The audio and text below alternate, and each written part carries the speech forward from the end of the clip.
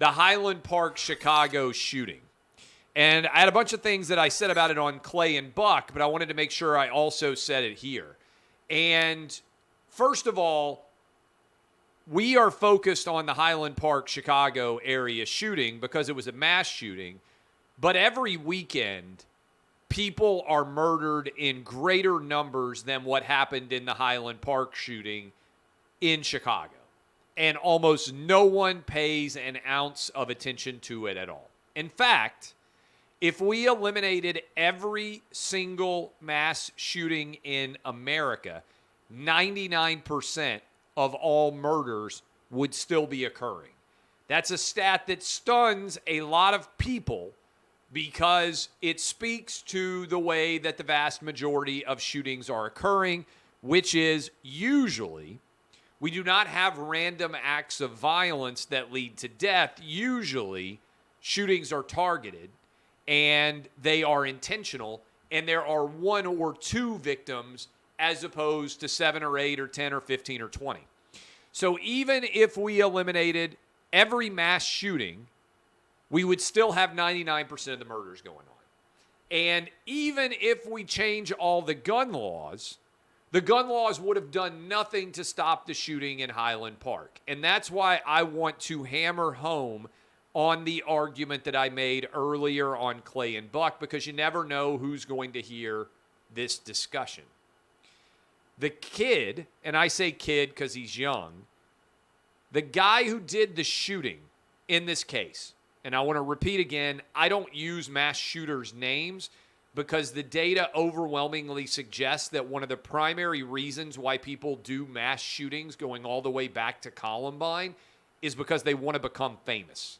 They crave that infamy. They crave that attention. And so one of the things that people like me and also people like you who are watching or listening to this clip can do to help limit the number of mass shootings that are going on is not make the mass shooters famous. Actually, don't use their names. Don't tell their stories. So I'm not going to do that in terms of the name. But let me just tell you this. No one's talking about the parents in any of these cases.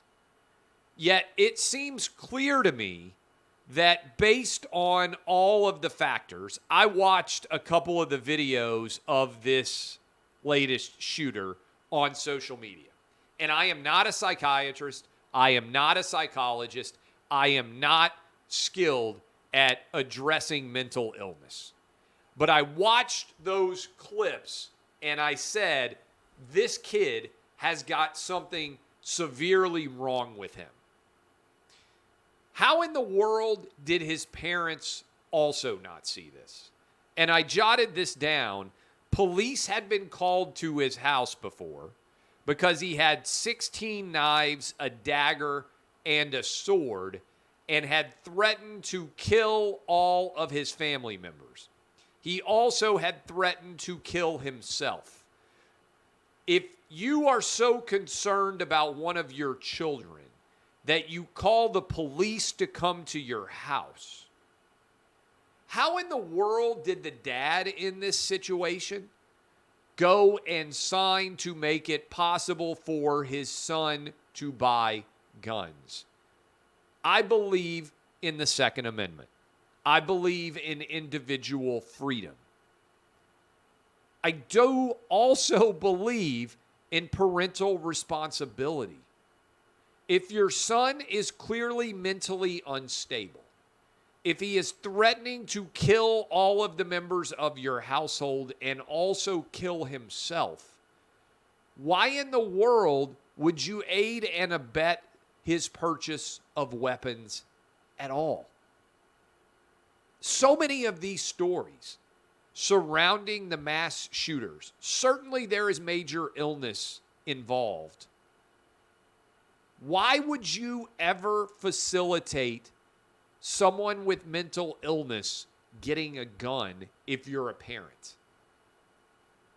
No one is talking about parental responsibility in these cases. And I understand that sometimes these shooters are 18, 19, 20, 21 years old. They're over the age of majority. But I've got 3 boys. Fortunately, all my boys are happy and healthy right now. But the last thing I would do if one of them appeared to have mental health issues is help buy them guns. Why is no one almost out there at all discussing parental responsibilities when it comes to the violent acts of children? And I know a lot of people out there who engage in acts of violence don't have a dad or a father figure at home. And that certainly is a big part of why violence is as high, in my opinion, as it is in the United States. We have a crisis of masculinity. We have a crisis of fatherhood. We have a crisis of men in this country. Almost everyone committing an act of violence in this country is male. The vast majority of them are between the ages of 16 and 40. Relatively young men, even younger, 16 and 30, 16 and 35. So many men in this country are desperate for father figures. But I look at some of these mass shooters of late, and many of them had dads and moms at home. Why did the parents do such a bad job? And what can we do to help send the message that if your kid is mentally unstable, if, as in the case of Highland Park, you had called the police on your kid? Think about that for a minute. I hope I never, ever have to do this. But a relatively small percentage of American parents are ever compelled to call the police because of threats from their own child. But if you had to do that, how in the world would you have ever aided and abetted or facilitated your child in getting guns? You can believe in the Second Amendment. You can believe in individual responsibility and simultaneously believe that parenting is important and that parents have to help do whatever they can to not only protect their own kids, but sometimes protect other people from their own kids. And I just haven't seen this be discussed other than on the Clay and Buck show, where I talked about it some earlier this week in reacting to the Highland Park shooting.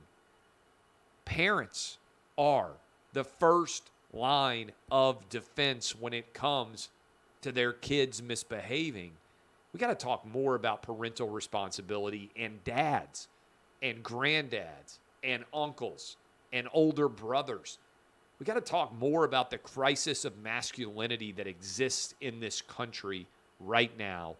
Men are failing at raising, as a group, we are failing, men are, at raising healthy young men, because it is almost exclusively young men who are spiraling out of control in this country. And I think there are a lot of reasons why, but I'm a big believer, before you go crying for the government to get involved, before you go demanding that the police get involved, police your own house, men.